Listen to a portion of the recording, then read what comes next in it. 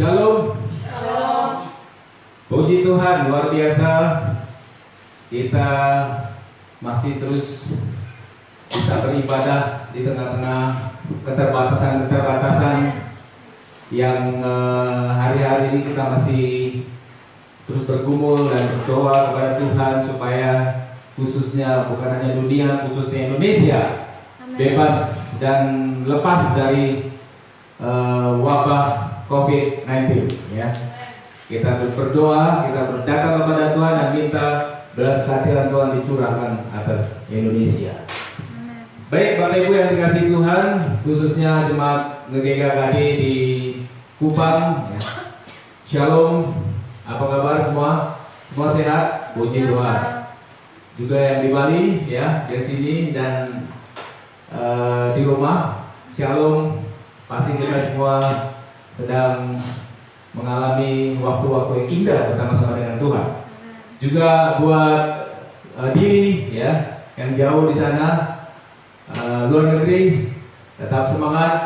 Kita terus sama-sama saling mendukung, saling berdoa untuk kita semua bisa terus maju di dalam Tuhan. Dan juga rekan-rekan di Nado, rekan-rekan di Ambon ya, rintisan jemaat yang sedang kita garap. Mari kita sama-sama luangkan waktu untuk mendengar dan merenungkan firman Tuhan sesaat dalam ibadah GKKD online ini. Baik Bapak Ibu kasih Tuhan, saya percaya semua hari-hari ini mendapat pengertian-pengertian yang baru dari Tuhan. Amin. Mendapat semangat yang baru dari Tuhan. Karena Tuhan membuat kita mempunyai waktu untuk dekat dengan Tuhan. Ya, kita mempunyai ruang dan tempat untuk kita dekat dengan Tuhan. Bahkan bukan hanya pribadi, tapi kita bisa dekat dengan bersama-sama keluarga. Ya, ada banyak postingan-postingan dan juga live di Facebook, di mana kita melihat keluarga-keluarga datang kepada Tuhan. Dan bahkan di beberapa negara ada satu perintah dari presidennya untuk berdoa mencari wajah Tuhan. Nah, mereka berdoa di jalan-jalan mencari wajah Tuhan dan minta supaya Tuhan menolong mereka. Jadi pengertian-pengertian yang kita dapatkan dari Tuhan itu, saya melihat bahwa kalau kita bicara secara rohani lebih banyak dampak positifnya. Ya, wabah yang terjadi dari yang Tuhan izinkan, ya saya percaya Tuhan tidak buat, karena tidak mungkin Tuhan bertentangan dengan firman-Nya. Tuhan mati untuk kesembuhan, Tuhan mati untuk kehidupan, tapi Tuhan tidak membuat bencana, membuat malapetaka sehingga banyak orang sakit dan mati. Tapi diizinkan oleh Tuhan untuk kita menjadi dekat, untuk kita menjadi tahu tentang Tuhan lebih dalam lagi. Saya pun mengambil satu pengertian bahwa hari-hari ini, ya, yang kenapa saya katakan berdampak positif secara rohani, karena memang hidup kita yang sesungguhnya adalah hidup rohani, ya, hidup duniawi, hidup kedagingan kita, hidup badannya kita ini cuma 70-80 tahun. Seterusnya kita akan hidup secara roh, ya, bersama-sama dengan Tuhan, dan secara rohani berdampak sekali secara positif. Yang pertama, bagi kasih Tuhan, kita menjadi dekat, menjadi punya waktu dengan Tuhan. Kita menjadi, bahkan kita bisa katakan sangat intim. Tiap hari kita datang kepada Tuhan, pagi, siang, malam. Bahkan ada beberapa orang, saya pun sedang mempelajarinya, untuk seperti Daud bisa 7 kali dalam sehari. Ya, sehingga saya coba hitung, kalau 7 kali dalam sehari itu jam berapa aja? Ternyata 1:59, jam 1 malam, jam 5 pagi, jam 9 malam, 5 pagi, subuh, jam 9 pagi, lalu 1 siang lagi, lalu 5 sore, lalu 1 lagi. Begitu. Tapi saya belum bisa juga untuk bisa sampai mengikuti terus, ya, sedang belajar. Tapi saya mengerti bahwa kenapa Daud begitu disayang Tuhan, kenapa Daud begitu dicintai Tuhan, karena dia punya waktu yang sangat spesial, 7 kali dalam sehari dia muji-muji Tuhan dan menyembah Tuhan. Jadi dia sangat berkenan di hati Tuhan. Nah memang hari-hari Tuhan ingin memulihkan itu. Sekarang banyak keluarga datang kepada Tuhan. Inilah dampak positifnya. Mungkin dengan tidak adanya ini kita lupa dengan Tuhan, atau sedikit waktu kita dengan Tuhan. Tapi begitu kita mengalami hal ini, kita semua masuk ke rumah, kita semua berdoa, kita semua mencari Tuhan. Tuhan disenangkan dan Tuhan ada dalam puji-pujian, dan banyak orang dilawan dan jamaah. Bukan itu aja, tapi keluarga-keluarga kita juga dipulihkan. Jadi akhir-akhir ini banyak hubungan orang tua anak dipulihkan, suami istri dipulihkan, ya, adik kakak dipulihkan karena mereka jadi satu rumah. Ya, mau nggak mau harus ngobrol, mau nggak mau harus curhat, mau nggak mau harus mengampuni, harus menerima satu dengan yang lain. Yang akhirnya mereka bersama-sama berdoa. Jadi ada dampak positif untuk keluarga-keluarga. Dan juga dampak positifnya buat pribadi-pribadi. Kita jadi lebih mengenal, lebih terang pikiran kita, lebih tahu tentang Tuhan, lebih mengerti apa sih yang direncana Tuhan atas hidup kita. Dan akhirnya kita mulai memikirkan perbaikan-perbaikan. Lalu kita mulai memikirkan dan merancang. Setelah COVID ini berakhir, saya akan lakukan 1, 2, 3 dan seterusnya untuk menyenangkan dan memuliakan Tuhan. Jadi itu yang kita lihat dampak positifnya, dan lebih daripada itu yang terakhir adalah dampak positifnya kita jadi punya waktu untuk bisa memperhatikan orang lain, punya kesempatan untuk bisa membantu orang lain, membantu sesama. Sekarang kita lihat banyak teman-teman jadi membantu, ya. Ada orang punya kepedulian terhadap UKM yang penghasilannya jadi tidak ada dengan wabah COVID-19 ini. Jadi mereka tidak ada penghasilan lagi. Kalau orang-orang yang punya sedikit berkat membagikan kepada mereka. Ada yang kasih nasi bungkus, ada yang kasih uang 100.000, 200.000, ada yang kasih bulanan dan sebagai yang lain-lainnya. Kenapa? Karena hati kita jadi terbuka untuk mengasihi sesama. Jadi itulah hal-hal positif, dan kita nikmati itu semua. Kita nikmati semua karena memang Tuhan izinkan ini terjadi supaya kita bisa melakukan hal-hal yang baik dalam hidup kita. Jadi dengan kata lain, COVID ini jangan membuat kita menjadi takut, jangan membuat kita jadi gentar, jangan membuat kita jadi tak berdaya, ya, tak bisa melakukan apa-apa, karena Tuhan mempunyai rencana yang indah. Jadi kita nggak punya alasan untuk takut. Kenapa? Karena Tuhan yang menciptakan kita, ya. Karena Tuhan yang menjadikan kita, merancang kita, menghidupkan kita. Udah pasti Tuhan akan mencukupi kebutuhan kita. Udah pasti Tuhan akan menolong kita ketika ada bahaya. Udah pasti Dia akan menyertai kita. Masalah kematian itu di dalam Kristus adalah keuntungan. Amin. Karena hidup adalah Kristus dan mati adalah untung. Mati gak usah caranya, ya. Mau dengan apapun, kalau memang sudah waktunya kita dipanggil Tuhan, memang kita harus pulang. Dengan itu kita gak punya alasan untuk takut. Kalau memang harus mati karena satu hal, ya apa? Ya. Dan yang penting bagaimana kita hidup. Nah, bagaimana kita hidup sesuai dengan keinginan Tuhan, sesuai dengan kehendak Tuhan, sesuai dengan kehendak Kristus, dan kita manfaatkan hidup kita dengan sebaik-baik mungkin. Jadi sebabnya Dia berkata, janganlah kau khawatir tentang apapun juga, tentang makanan, ya, dalam Matius 6 ayat 6, tentang minuman dikatakan juga tentang hidup. Semuanya, hidup itu udah bicara semua. Jangan khawatir. Yang khawatir itu yang tidak mengenal Allah. Yang khawatir itu tidak mengetahui Dia ciptaan Allah, atau tidak menyadari.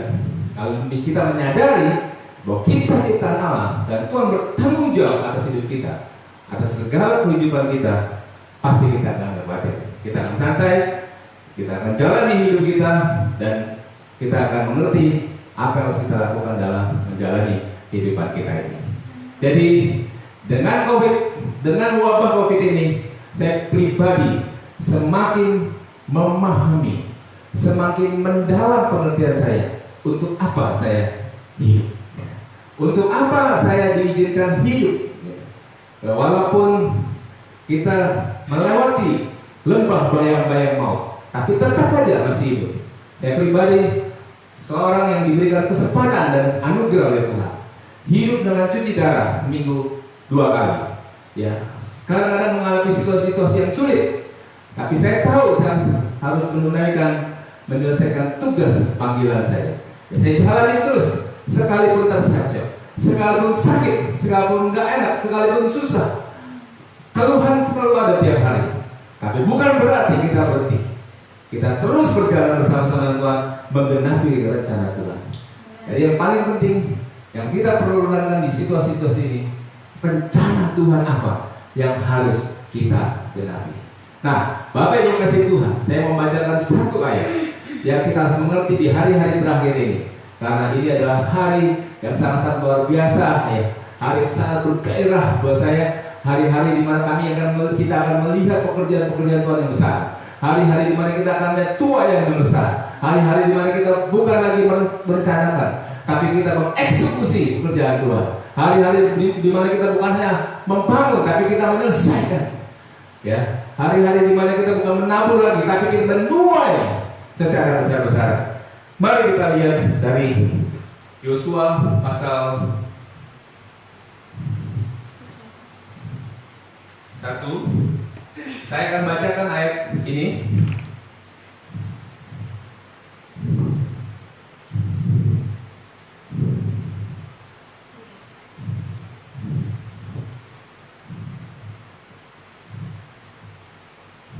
Yosua pasal 1. Sesudah Musa hamba Tuhan itu mati, berfirmanlah Tuhan kepada Yosua bin Nun abdi Musa itu, demikian, hambaku Musa telah mati, sebab itu bersiaplah sekarang, seberangilah sungai Yordan ini, engkau dan seluruh bangsa ini, menuju negeri yang akan kuberikan kepada mereka, kepada orang Israel itu. Nah, Bapak Ibu kasih Tuhan, Alkitab berkata bahwa setelah Musa mati, Musa membangkitkan seorang yang bernama Joshua. Dan Joshua lah yang akan merebut tanah Kanaan. Joshua lah adalah pahlawan terakhir untuk merebut tanah Kanaan. Joshua bisa menggambarkan adalah sebuah generasi terakhir untuk kita pada saat ini. Kita masuk dalam kelompok generasi terakhir untuk merebut tempat-tempat bagi Tuhan. Amin. Untuk membiarkan kerajaan Allah ditegakkan di muka bumi ini. Ya, karena Allah selalu berkata, datanglah kerajaanmu dan jadilah kehendakmu. Kita punya misi untuk merebut tempat-tempat bagi kerajaannya. Dan hari-hari ini Tuhan percayakan kepada kita dengan power, dengan kuasa yang sudah diberikan. Ya, kepada kita semua, kita harus mulai melangkah untuk melakukannya.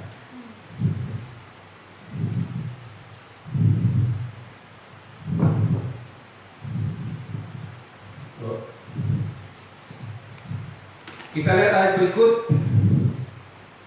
Ya. Jadi di sini kita melihat beberapa hal yang menjadi kata-kata yang atau kalimat yang profetik buat kita untuk kita lakukan. Ya. Karena kalau kita tidak melakukan berarti kita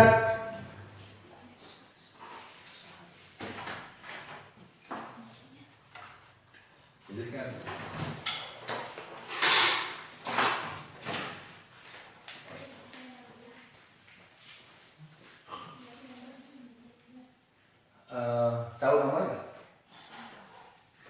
Tahu bang.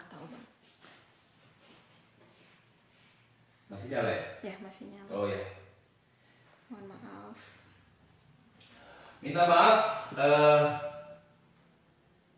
listriknya padam. Tapi kalau Bapak Ibu mendengar, saya akan teruskan sementara tim akan menyelesaikan masalah ini. Jadi di sini kita melihat beberapa firman yang bersifat profetik untuk kita lakukan dan kerjakan pada saat ini. Yang pertama, ya, bersiaplah sekarang, seberangilah sungai Yordan ini, engkau dan seluruh bangsa ini, menuju negeri yang akan kuberikan kepada mereka. Jadi kata profetik yang pertama adalah bersiap. bersiap. Ini bukannya waktunya untuk main-main, ini waktunya bersiap untuk merebut. Ya, kita bukan bersiap untuk berperang, untuk memulai lagi. Saat ini kita merebut, menduduki. Dan tinggal beberapa saat lagi kita duduki tanah perjanjian itu. Tinggal beberapa saat lagi, dikit lagi kita akan rebut tempat demi tempat, dan ribuan orang, bahkan jutaan orang, bahkan miliar orang datang kepada Tuhan. Kristus adalah Tuhan dan Raja. Jadi waktunya kita untuk bersiap melangkah ke sana. Kata seperti yang kedua dikatakan, setiap tempat yang akan diinjak oleh telapak kakimu, kuberikan kepada kamu, seperti kujanjikan kepada Musa dari padang gurun Libanon yang sebelah sana itu, sampai ke sungai besar, yaitu sungai Efrat, seluruh tanah orang Het, sampai ke laut besar di sebelah matahari terbenam. Semuanya itu akan menjadi daerah. Kata profetik yang kedua, bahwa setiap tempat yang kamu injak itu akan diberikan. Jadi kita sekarang mau melangkah kemana? Kita mau rebut kota apa? Kita mau rebut negara apa? Kita mau duduknya tempat mana bagi kerajaannya? Nah, kita katakan setiap tempat yang engkau injak itu akan diberikan kepadamu. Mari kita punya power, kita punya kuasa untuk merebut tempat-tempat bagi Tuhan, untuk meruntuhkan pekerjaan-pekerjaan iblis, untuk menghancurkan, untuk menyetopkan pekerjaan-pekerjaan iblis, ya, yang sudah begitu lama menghancurkan tempat demi tempat, bahkan sudah berabad-abad menggelapi tempat demi tempat. Saatnya sekarang ini, sebelum Yesus datang yang kedua kali, kita rebut tempat-tempat itu bagi Tuhan kita. Ini kata profet yang kedua, setiap tempat yang kamu injak itu akan diberikan kepadamu. Kata profet yang berikut, seorang pun tidak akan bertahan menghadapi engkau seumur hidupmu. Seperti aku menyertai Musa, demikian aku menyertai engkau. Aku tidak akan membiarkan engkau dan tidak akan meninggalkan engkau. Seperti aku menyertai Musa, aku menyertai engkau dan tidak akan membiarkan engkau. Jadi dikatakan kata profetik yang ketiga adalah seorang pun tidak akan dapat bertahan menghadapi engkau. Jadi perjalanan kita untuk merebut tempat demi tempat itu perjalanan pasti. Amin. Pasti bisa. Yang percaya katakan amin. Amin. Pasti bisa kita duduki. Amin. Pasti bisa kita rebut. Tidak ada kota yang tidak kita bisa rebut. Yes. Tidak ada tempat yang tidak kita bisa rebut. Apapun hambatannya, apapun godaannya, apapun tantangannya, ada raksasa apapun di situ, kita bisa taklukkan. Daud menaklukkan Goliat sebagai bukti bahwa kita pun sama. Tuhan menyertai Musa, Tuhan menyertai Joshua, sama seperti Tuhan menyertai Daud, Tuhan menyertai kita. Tidak ada raksasa yang terlalu besar untuk kita bisa kalahkan dan tumbangkan. Kota-kota siap menantikan kita. Jadi tidak ada yang bisa melawan kita. Jika Tuhan berbicara, kita pergi ke satu tempat, pergi seberat apapun medannya, segelap apapun daerahnya, kita tidak perlu takut karena kita bersama-sama dengan Tuhan. Roh Allah yang ada pada kita lebih besar daripada segala sesuatu yang ada di dalam dunia. Saya berapa kali berulang-ulang pergi ke tempat-tempat yang dikatakan daerah gelap, daerah banyak kuasa gelapnya, daerah yang banyak magicnya. Kami tetap pergi dan kami buat perkara-perkara besar di sana. Kata yang berikut kita lihat seterusnya. Kuatkan ayat 20. Ya, yang berikutnya, kuatkan dan teguhkan hatimu, sebab engkaulah yang akan memimpin bangsa ini memiliki negeri yang kujanjikan, dengan bersumpah kepada nenek moyang mereka. Amen. Untuk diberikan kepada mereka. Hanya kuatkan dan teguhkan hatimu, dan sungguh-sungguh bertindaklah hati-hati sesuai dengan seluruh hukum yang telah diperintahkan kepadaku. Hamba Musa, janganlah menyimpang ke kanan atau ke kiri, supaya engkau beruntung dan kemanapun engkau pergi. Jadi amen. Yang berikut adalah kuatkan dan teguhkan hatimu. Ya. Jadi mari kita sementara berjalan kita menguatkan hati kita, karena hati ini ia kadang-kadang labil. Hari ini bisa seperti jagoan, besok seperti banci. Elia pernah saat habis bantai 400 nabi, ya, 400 nabi, demonstrasi kuasa Allah. Api turun dari langit membakar kobaran bakaran yang dibuat oleh Elia. Wah, orang kagum dan ada banyak orang Baal menyembah Tuhan pada saat itu. Tetapi besoknya Izebel marah sekali dan dia mengirimkan WA atau SMS seperti yang kau buat pada nabi-nabiku. Aku akan membuat seperti itu kepada kamu. Dan Elia takut. Dan Elia berkata, lebih baik aku mati saja. Nah, inilah yang dikatakan kuatkan teguh hatimu. Kita bisa jadi getar. Percaya cuma gertakan. Amin. Siapapun yang mau menggertak, dia penguasa, dia siapapun, dia orang besar, dia orang kaya, dia konglomerat, kecil di mata Tuhan. Tetap duduki, tetap taklukkan. Karena Tuhan sudah berikan kepada kita. Dikatakan apa? Kuatkanlah dan teguhkan hatimu. Sebelumnya dikatakan juga bahwa engkau yang memimpin bangsa ini. Artinya engkau yang berkuasa, bukan orang lain. Kita yang diberikan kekuasaan itu untuk menduduki tempat itu bagi Kristus. Bapak Ibu yang kasih Tuhan, kita lihat lagi kata profeti yang berikut katanya adalah janganlah engkau menyimpang ke kiri ke kanan dan ikutilah seluruh hukum-hukum Tuhan. Dikatakan supaya kau beruntung kemanapun kau pergi. Jadi terus fokus, terus lihat kota yang diberikan Tuhan, terus lihat tempat yang diberikan oleh Tuhan sampai tuntas, sampai selesai. Seringkali kita tidak selesai, seringkali kita berhenti karena kita alasannya sakit atau tidak punya uang atau apapun kita bisa punya alasan. Tapi kalau kita minta sama Tuhan, Tuhan, sekalipun sakit, sekalipun saya terbatas, sekalipun saya kekurangan, saya mau selesaikan, maka Tuhan akan bantu kita untuk selesai. Jadi manapun kau pergi, kau akan beruntung dan berhasil. Itulah garansi dari Tuhan untuk kita bisa menduduki tempat-tempat bagi Tuhan. Lalu dikatakan janganlah kau lupa mengatakan kitab Taurat itu. Ya, cerita terus, renungkan itu siang dan malam. Ya, dan seterusnya.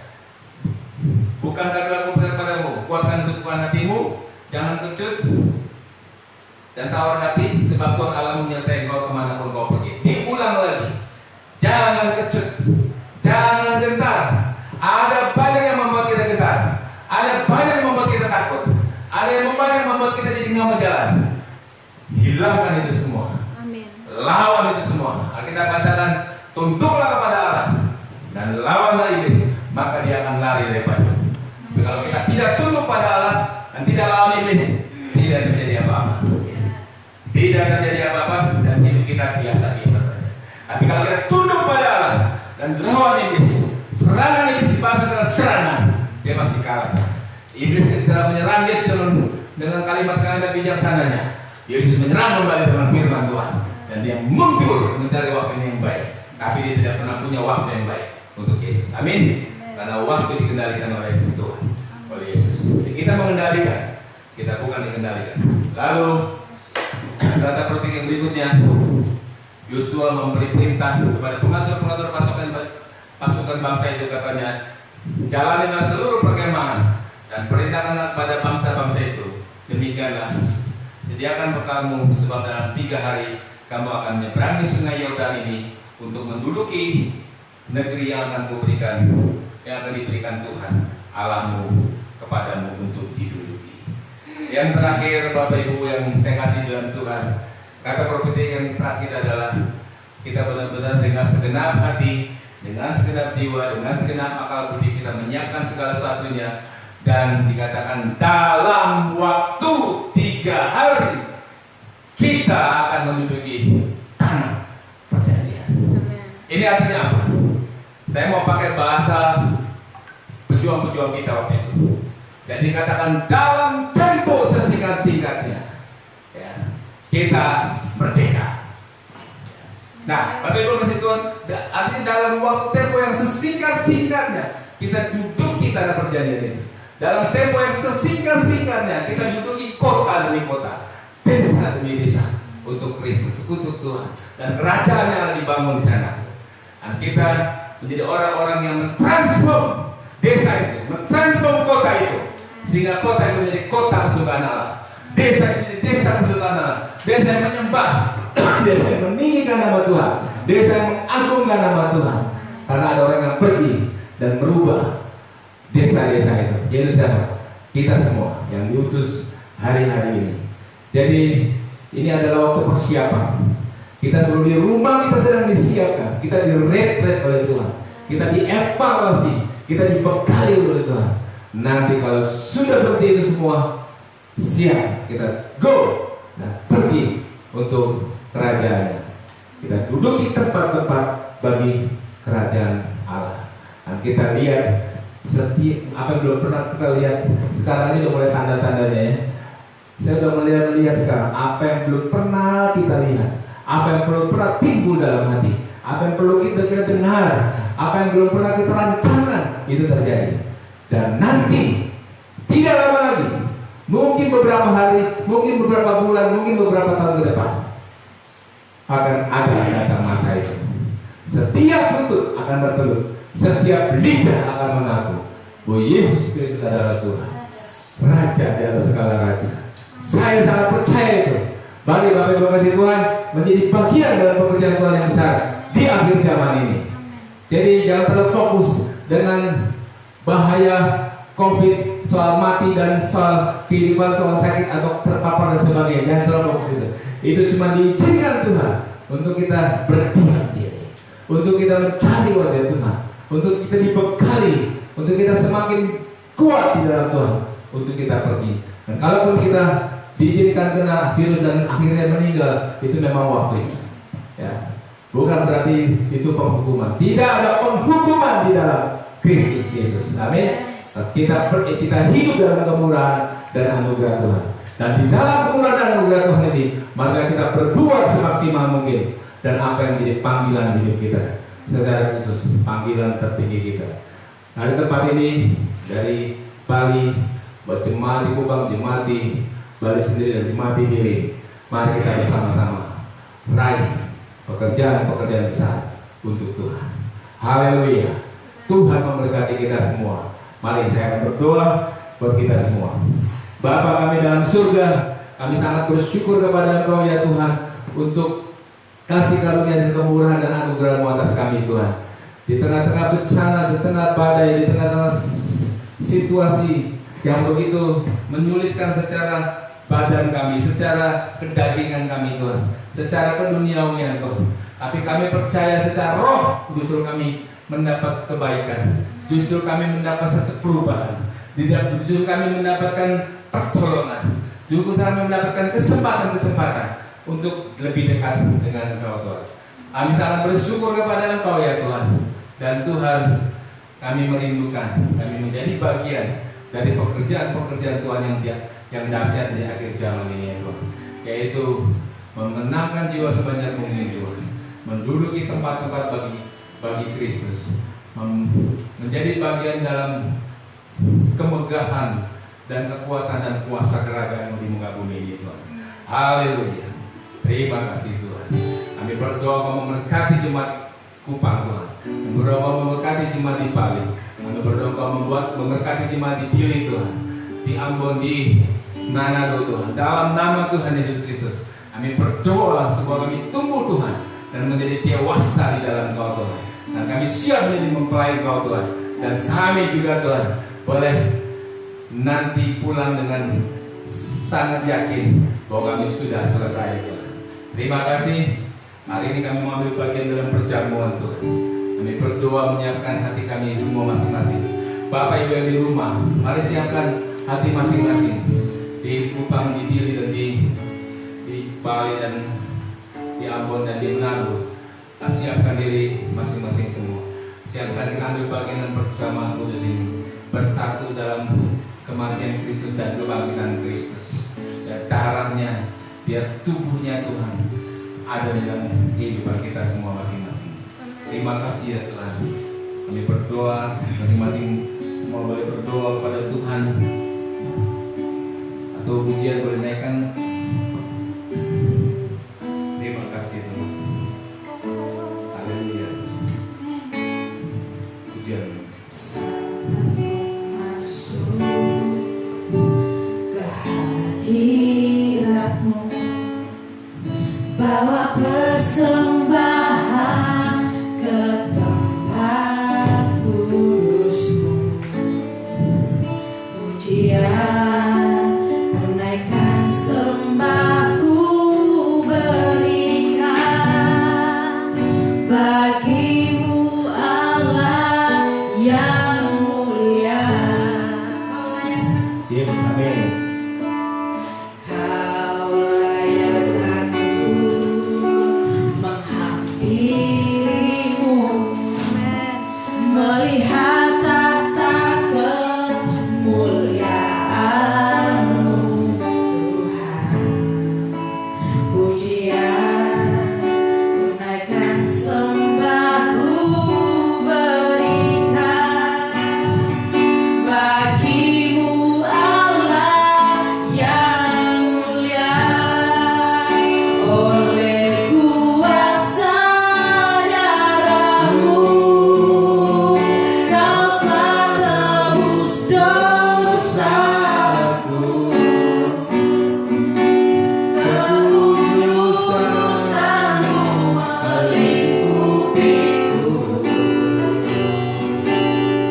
kasih-Mu mengalir memulihkan hidupku. Sungguh besar anugerah-Mu, Kau selamatkan hidupku. Ku menjadi ciptaan yang baru oleh kuasa darah-Mu. Apa yang Tuhan kasih Tuhan? Alkitab berkata dalam Markus 14, dan ketika Yesus dan murid-muridnya sedang makan, Yesus mengambil roti, mengucapkan berkat atasnya, dan memecah-pecahkannya.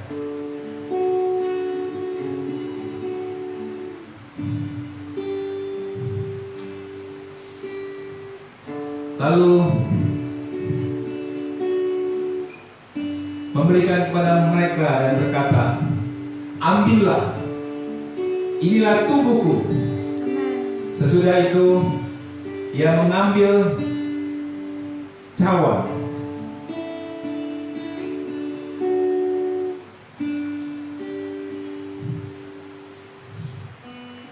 mengucap syukur, lalu memberikan kepada mereka, dan mereka semuanya minum dari cawan itu.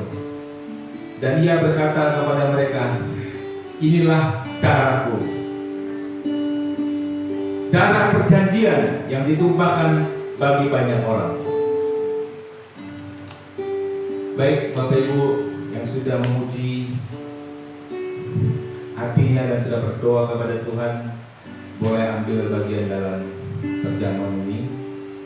Boleh ambil. Kita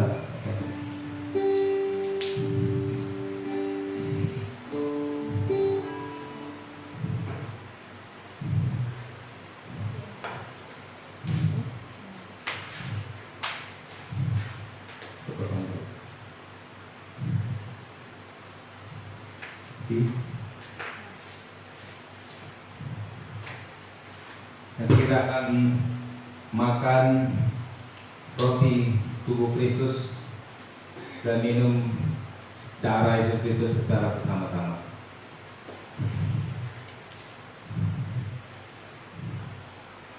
Boleh angkat? Ya.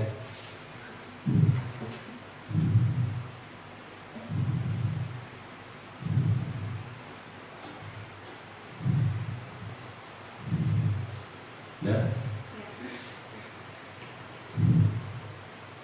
Mari kita berdoa. Bapa, kami bersyukur dan terima kasih untuk tubuh Kristus yang telah dipecah-pecahkan buat kami semua Tuhan. Dan dengan tubuh ini Tuhan, kami menjadi kuat, menjadi sehat, menjadi sembuh, dan menjadi saksi-saksi Engkau ya Tuhan. Terima kasih Tuhan. Dengan iman kami mau ambil bagian perjamuan ini dengan memakan tubuh Kristus. Dan Kristus menjadi bagian dalam kehidupan kami sampai selama-lamanya. Terima kasih. Silakan dimakan.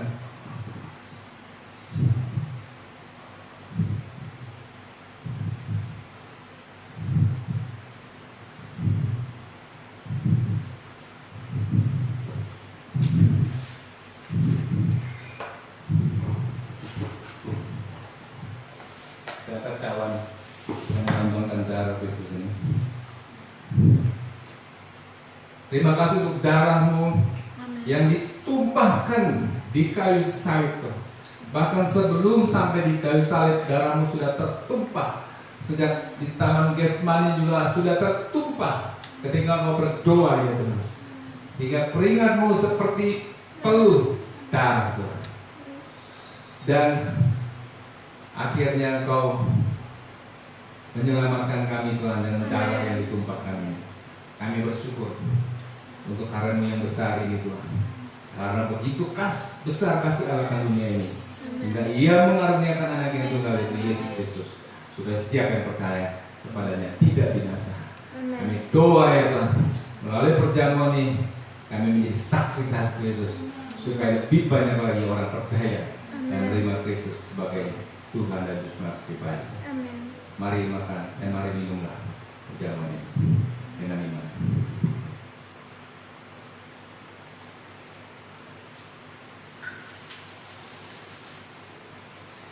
Bapak, kami bersyukur dan terima kasih Tuhan yang telah ambil bagian dalam perjamuan ini.